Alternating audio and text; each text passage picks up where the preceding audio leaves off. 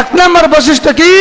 আল্লাযীনা হুম আন সালাতিহিম সাহুন, নামাজের মধ্যে যারা অমনোযোগী, যারা মনোযোগ সহকারে নামাজ আদায় করে না, তারা ধ্বংস। তাহলে নামাজ পড়বো কার জন্য? মনোযোগ থাকবো কার জন্য?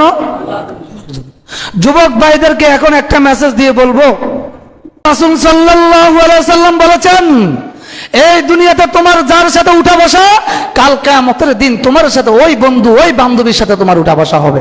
তুমি যদি নামাজিওয়ালা না হও, তাহলে একজন নামাজিওয়ালাকে কি বানাও? তারপর বেনামাজিদের সাথে তুমি সঙ্গ দিও না, তোমার জীবন বরবাদ হয়ে যাবে। আল্লাযীনা হুম আন সালাতিহিম সাহুন, ওই ধরনের নামাজিরা ধ্বংস হোক যারা নামাজ পড়ে কিন্তু নামাজের ভিতরে কোনো মনোযোগ থাকে না। যাদের নামাজের মধ্যে মনোযোগ নাই তারা কি হয়ে যাবে? ধ্বংস। কেন? তারা এমন ভাবে নামাজ পড়ে, তাদের দুই নম্বর বৈশিষ্ট্য হলো আল্লাযীনা হুম ইউরাউন, তারা মানুষকে দেখানোর জন্য নামাজ পড়ে।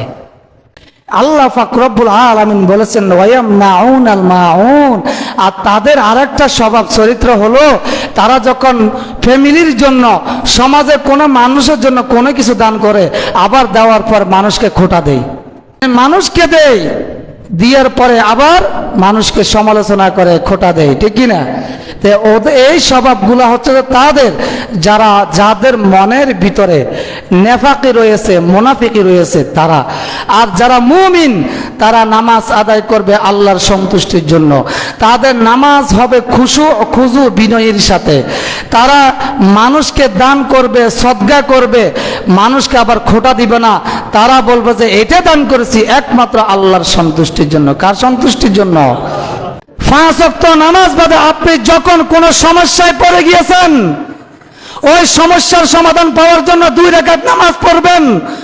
সমস্যার সমাধান দিবেন কে? আপনাকে।